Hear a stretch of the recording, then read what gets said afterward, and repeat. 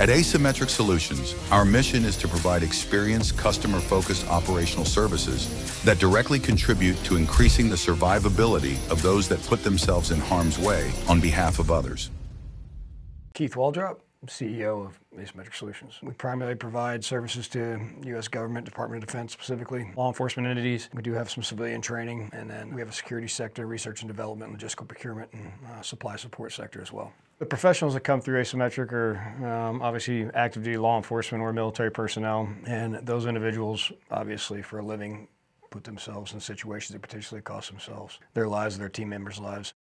So as a training entity, training/support entity, what we do is anything and everything possible within our scope and our ability to provide high level of training, situation awareness / stress indoctrination and lessons learned from our own previous times in the teams to these guys coming through the facility and the company training. Anything that we can provide to them that hones their current skill sets, provides them new skill sets, and or gives them lessons learned from personal experiences from the cadre and the members that work there.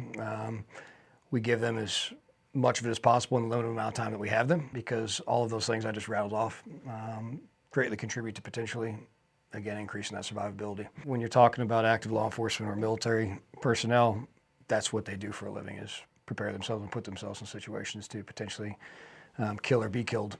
So our goal as a company and as a team is to aid in that endeavor, one, to increase the lethality while simultaneously increasing the survivability, which both go hand in hand.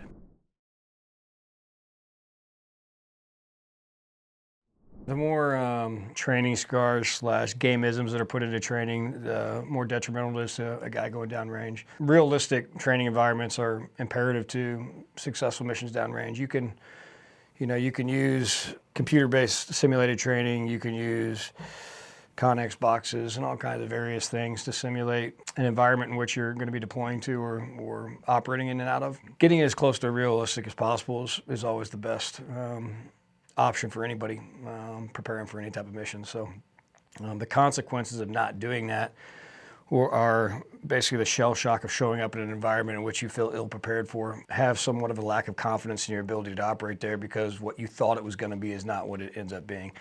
And I'll caveat that with a lot of times when you train and work up and you're preparing to go someplace to deploy, you get there and it is very different than what you expected it to be, regardless of the fact that the training that you were involved in was trying to simulate to the best of your ability. However, the consequences of not trying to seek out and recreate or mimic that environment that you're going to can be detrimental, because again, if I'm hanging out in the water and I'm deploying to the desert, it doesn't do me much good. The consequences of not seeking out and pursuing realistic style training as part of your workup and training endeavors could be the difference in making it or not making it, or successfully accomplishing your mission or not successfully accomplishing your mission. So stress-based training, stress-based, stress inoculation type stuff, it's twofold. One, the reality of things in the law enforcement military world is gunfights are high stress. Dealing with bad guys is high stress. Fighting is high stress. It's high heart rate. It's fast pace.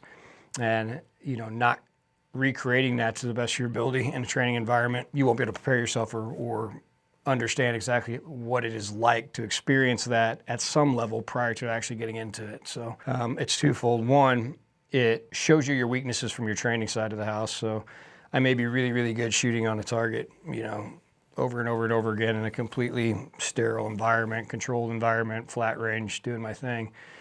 And the second I, introduce a shot timer, put a little bit of competition-based / restrictive parameters into the shot sequences, guys go from nailing bullseyes to throwing rounds completely off target. So that's a low level of stress that's been introduced to the shooting situation. But what it does is it highlights to the shooter, okay, you've gotten really good at this when there's absolutely no external influencers or increased heart rate / stress indoctrination. But the minute we just put a minimal amount on you, the wheels fall off. So then they work on getting it to where they can handle a little bit of stress. Then you work on a little bit more, add a little bit more stress, add some running, add some role players, add some casualties in, blah, blah, blah. And you just incrementally and gradually progress in order to build up the confidence in the shooter in those situations. And as the situations progress and as the stress increases, it does exactly that. It builds confidence in the shooter and the operator and his ability to continue to effectively act in those situations because he's been in them to a certain degree. The second half of it is learning oneself. So you don't really know how you're going to react in a high stress situation unless you've been put in that high stress situation. Nobody knows how they're going to react the first time they get punched in the face until they get punched in the face. It either highlights to you as an individual what your unsolicited response to that situation would be. I don't know how I'm going to act first time I get punched in the face until the first time somebody punches me in the face. And some people immediately go into, a fit of rage and go and fight back, and some people freeze, and some people cower down, and some people cry, and some people, everybody's different, but you don't really know who you are unless you've been put in that stress-induced situation like that high stress situation. So it's twofold, incorporating the thing. It's one, it lets a person learn who they are so they can know themselves, seek self-improvement. I reacted this way and I need to fix that because reacting that way is not going to benefit me in the line of work that I'm in, Or even from a civilian standpoint in a self-defense situation, if I put on a set of boxing gloves, I get punched in the face because I want to learn how to fight. And the first time I get punched in the face, my natural reaction is to just cower down and get away. That's not good, right? So once you learn that about yourself, you can work on trying to fix that about yourself. So the stress inoculation or high-induced stress training is used for conditioning the operator/trainer, but it's also for the individual to learn oneself so they can work on themselves individually as well on top of the training. So it's imperative that particular type of training and those types of situations are introduced to all level of people. So whether it's professionals in the military, law enforcement side of the house that do this for a living, or the civilians that are looking to protect themselves, their family, and their property. Because without that exposure, you really don't know how you're going to react. You might think you're going to react a certain way, It's kind of like the armchair quarterback stuff. Oh, if I was there, I'd have done this. If I was there, I'd have done that. You hear people armchair quarterback stuff all the time. It's like, oh, would you really have? Because you really don't know, because you haven't done that or been exposed to that, even in a small capacity. So stress inoculation, stress-induced training allows us to experience those things and then better ourselves and our skill sets and capabilities and confidence through those processes.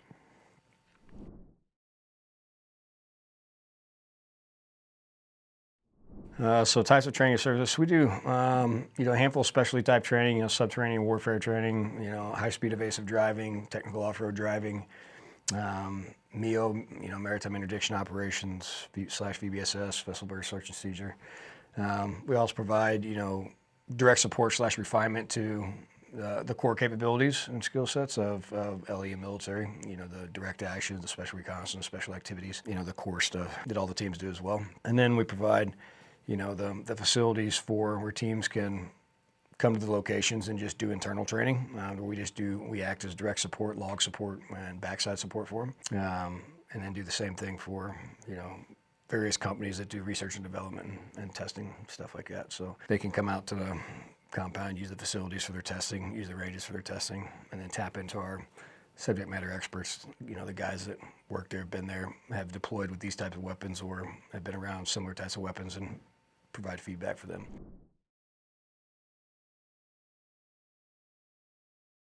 So because they're large, that's one. They're large locations. The Missouri location is just under 1,300 acres. The New Mexico location, 680 acres. The Florida facility, 360-something acres, 368 acres. So they're all large-scale facilities. So when you have those masses of land, especially Missouri being 1,300 acres, when you have that kind of massive land, there's a lot of freedom of movement and what you can do. The ease of use / user-friendly environment that's provided by AS makes it a really desired place for companies to come out and utilize, because one, deconflicting / contracting and renting the range is very simple comparative to trying to line out 9 months, 10 months in advance, renting or locking on a particular range on a DoD base or other government-controlled location.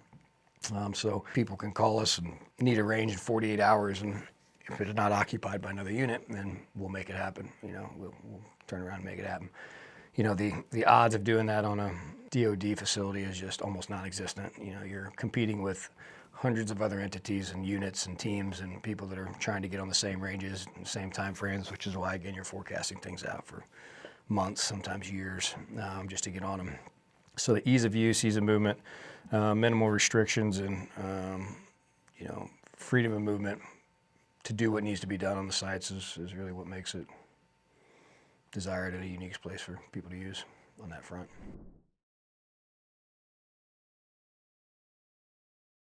You can get training at all kinds of places in the U.S. You can take your teams to various places and gain valuable knowledge from multiple, you know, operators and cadre members that are prior operators, just like they are here. You know, what makes Asymmetric unique, I think, is the small team mentality and the dedication to cause. You know, at the roots of the operation is what makes it really different. Is, you know, this is a bottom-up organization. We run this thing just like a soft team. All the guys that are here are prior special operations team members that are on the training cadre side of the house, or special operations law enforcement officers, you know, special tactics units, things like that. And everything is done as a team. Every decision's made as a team. Everything is worked on as a team. Every, you know, strategic goal of the company / decision that's made to move this thing forward or do something different for a client or change up something in the facility is decided upon as a team. And that makes a big difference whenever people come to train with us, because they're training with a team that works together as a team all the time versus a company that has, you know, a whole bunch of 1099 contractors that get plug and played based off, you know, training iterations that come in. You know, the culture of this place is, you know, trained to standard, not to time, ever. You know, like you said earlier, the mission, increasing the lethality and survivability of those who put themselves in harm's way at all costs. You know, we mean that. We've lived by that. You know, so when guys come here to train, people come here to train in general, that's what matters to us the most is knowing that when they walk out of the door, we have done everything inside of our ability in the period of time and the scope in which we, you know, the period of time that we had and within our scope of capabilities to do exactly that. So we can wake up in the morning and look in the mirror and say, if that dude goes down range and he gets killed, I know that what we contributed, we know that what we contributed was the best of our ability to prevent that from happening. So, you know, you can still sleep easy at night knowing that if that does occur, you did everything possible. And that's really ingrained into everybody here. The importance of dedicating the time during training is because that's the reality of things. You know, these guys come here and they're hanging out and having a good time and training and shooting and getting to know each other and, you know, having beers in the evenings or whatever the case may be. And it's just all fun and games. But the reality is you can't look past the fact that when all this is over, they're being sent somewhere to do really violent things where people are trying to do really violent things to them. What makes it unique and better is just, I don't want to say we're better than everybody, because like I said, I think that's the opposite of being a silent professional and being humble in any capacity. Do I think we're good? Yeah. Do I think there's other really good trainers out there? Yeah. Do I think that there's any other organization that has a level of dedication any higher than ours? No, I don't. I think that when you come here, you know that the guys that are here working with you truly do care about you living or dying and bettering you as an operator, as a person, and your ability to protect yourself, your team, your family, your property, whatever the case may be. When you step around, you know, foot on asymmetric property to come train, that's what you're getting. You're not getting a 9-to-5 mentality where it's like, hey, contract says this, you know, we're done at 4 o'clock and we can pick back up tomorrow if people need help. That ain't the way it works, you know. If the end of the day hits and then we got people that are struggling, that need remediation, need work, need help, we're gonna take the break for dinner and then we're gonna go back out at night, we're gonna work on it. Or we'll go in the classroom and work on it, we'll go back to the house and work on it, we'll do whatever we got to do to get that person up to speed for the next day of training, or that group of people up to speed for the next day of training. Because again, if it's to the point where they're needing or wanting extra time, we're never going to deny them of it, because like I said, the reality is they're going down range at some period of time post leaving our organization / company. We have a moral obligation and duty to do anything and everything we can to give them everything that they believe they need or we believe they need before they leave.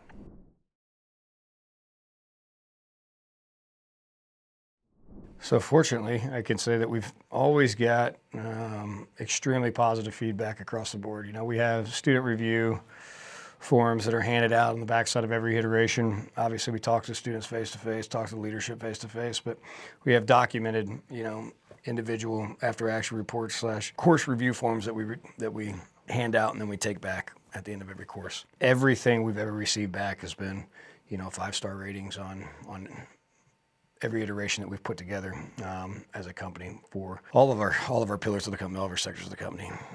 So one of the things that, and I commented on this already in one of the previous questions, but one of the things that's consistently commented on is the immediate feeling of team and connectivity to the cadre when they come in. They can tell that we're a team that works together and not just a group of guys that came together for work. So that's consistently commented on. The individual level of professionalism and dedication of each individual cadre member to students at both the group and the individual level is also commented on a regular basis because, like I said, the culture here is very much trained to standard, not to time, and unfortunately not all organizations are like that. So when you have people who have gone to other training iterations or experienced other locations in which they've gone to hone their skill sets in some capacity, having people that are willing to, again, after dinner, go back out and hit the range again, or sit up in a classroom and walk through, talking through and explaining, and articulating why you're doing something or what you need to work on is just not the norm for a lot. So when people experience that, it's usually come from people that have went to other training organizations. It's commented on quite frequently of the cadres were so professional, I really felt like the one-on-one time was focused on me, and things like that are just constantly said. The backside support, I'm getting into the military iterations, and the logistical support stuff, but constant comments about the ease of movement and the ability to focus on training because we took care of all the backside stuff. Our logistic guys are super solid, and that's another one of the goals when people come here is a lot of times you get bogged down in your training because you're having to take care of all the backside, getting the fuel, moving the UTVs, moving the trucks, supplying the trucks, going and getting the chow, blah, blah, blah, blah, blah. So we do all of that to allow the teams and the personnel to focus on training. So comments about those things are probably the most frequent. You get the standard, this place is awesome and the range is huge and it's nothing like it looks like online, and it was, which is always mind-blowing to me because I think the website's very well put together and has a lot of pictures and videos, and but we do get that a lot of it looked good online, but it's nothing like what it really is like here. You can't explain how it is. We get that a lot, and I always just kind of chuckle because I'm like, I really feel like our website shows it really well what it is and how it is out there. But we do get that a lot. People just blown away by, I guess, the size of the location because it is kind of I don't know, awe-inspiring. And you stand out on the back porch of the back building and look at the mountain range and like, wow, this is all training ground. This is all facility as far as you can see. Those are probably the ones we get the most. And then again, comments about like I said, our backside support, our admin support's really, really good. People always comment about how easy we are and user-friendly we are to work with on the contracting side. Super laid back. I can't tell you how many contracts we've done that at the ground level they're saying, everything's good, but it's just it's tied up in the one shop or in the three shop or wherever it is, which are, for those that are not familiar with those shops, those are administrative shops and training shops in the military, S1, S2 shops, S3 shops. But we're still coming. We're like, we don't have a contract, and the guys on the ground are saying, I know, we're trying to get it lined out, and I'm like, well, if you give me your word, we're gonna get it worked out, and the guys will come out and show up. We don't have a contract in hand. We're just hoping that it's all going to pan out because, again, back to it's not their fault. The things are being slowed from the administrative side of the house and the backside process, and to take away their ability to, once again, train / increase their chances of survivability and lethality downrange is just something we don't want to do. So I can't tell you. No exaggeration, dozens of contracts over the years. We have had teams show up on site. We have no contract in hand, and we're just banking on the fact that it's going to actually come to fruition and be finalized while they're there. Now, there's a good indicator based on the fact that their travel was approved and they were able to fly out there and, show up and train, or drive out and show up and train. But without a contract in hand, we're really rolling the dice big time by doing that. But we've done it numerous times. So lots of comments on that stuff too about our willingness to just go even to that level, that potential financial ruin to allow them to come out and train. So lots of comments on the cadre, comments on the facilities, comments on ease of use, backside support, and just overall experience there.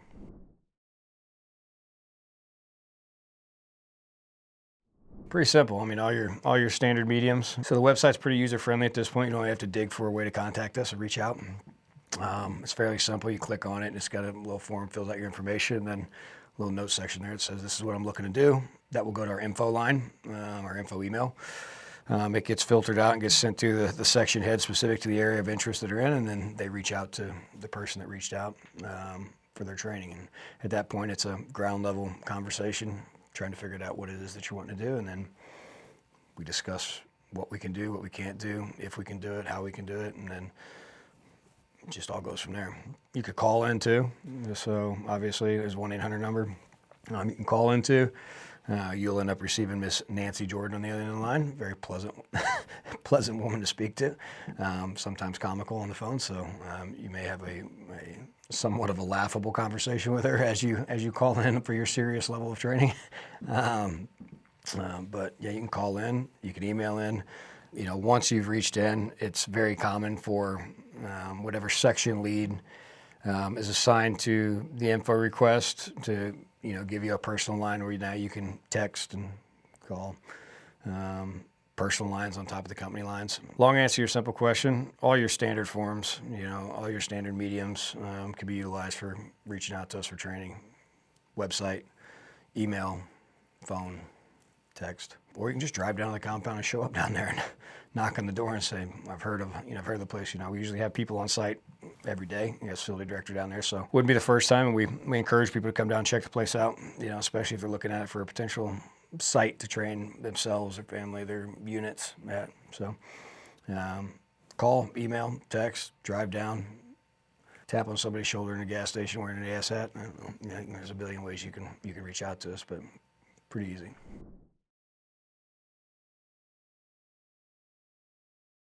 Yeah, so MTTs, the mobile training teams, which is, it's just a fancy word for a group of subject matter experts, trainers that are willing to pack up and go to your location to train. So we do that. We've done that for numerous departments and mill units as well. We've done it for civilian training requests as well, where some individuals want us to come out to their home or their farm or their range and train them at their location, and potentially do, when it comes to security type of stuff, like a threat assessment, and kind of give them a talk-through on how to set up protection for their house and things like that. But traditionally, MTTs are mobile training teams that are for going out to law enforcement departments or, Department of Defense military bases and supporting training at those locations versus at our location. There's budget constraints with anybody that trains out there. Everything in the world boils down to a price tag. So sometimes units have money to travel and train and go to an off-site location, which has its benefits because you're getting away from the home station, you're getting away from the families, you're getting away from the distractions of life of where you live, and you're isolating yourself in a new, unfamiliar training location to where you can really focus on honing your skills and training and not be distracted by the everyday things of life of where you live. But then sometimes the budgets don't support doing stuff like that. So a lot of times units will be constrained by that financial barrier, and they only have X amount, and it's a lot cheaper to bring a group of subject matter experts that they're trying to learn whatever it is they're trying to learn to them. So instead of paying facility rental fees and lodging and flights and cars and all the stuff that goes into traveling to a location, they're paying for a group of guys that have the skill sets and the knowledge base that they're looking for to travel to them as to do it at their location. The range deconfliction, the targetry, all the stuff that goes into the backside of supporting, it's all being taken care of on that side, so it's easier on our side, so it costs less. Obviously, we're not providing all that, so that cuts the price down. And then you're just paying down, day rates and the travel expenses of getting the team out there. So we do MTTs. We don't do them as much as what we have units actually come out to the sites and utilize the sites. So the equality of utilization is heavily, is heavier on the teams coming to us. But I'd say last year, just using last year as an example, 20% of our contracts were MTTs that we deployed teams out to go support on site at those locations, at customer locations versus our location. Yeah, we do it. It's really simple to do it. It's cost effective for units and people to do it sometimes, and that's definitely something that we support.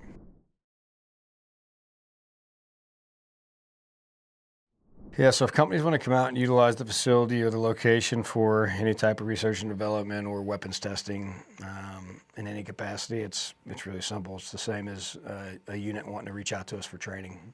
They can jump on the website, they can call us, text us, they can email us. It's the exact same process. They reach out on the info line or call us directly and just indicate what it is that they're looking to accomplish.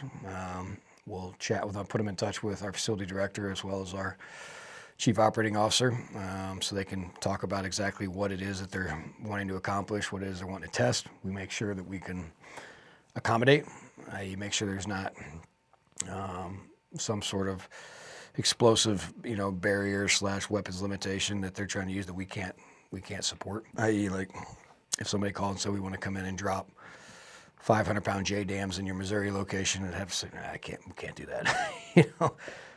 Be cool if we could, but we can't do that at our Missouri location. So they reach out the same way anybody else would. We have a conversation with them. They read us into the left and right lateral limits of what it is they're looking to accomplish, types of weapon systems, types of explosives, whatever the case may be, and then what kind of support they need.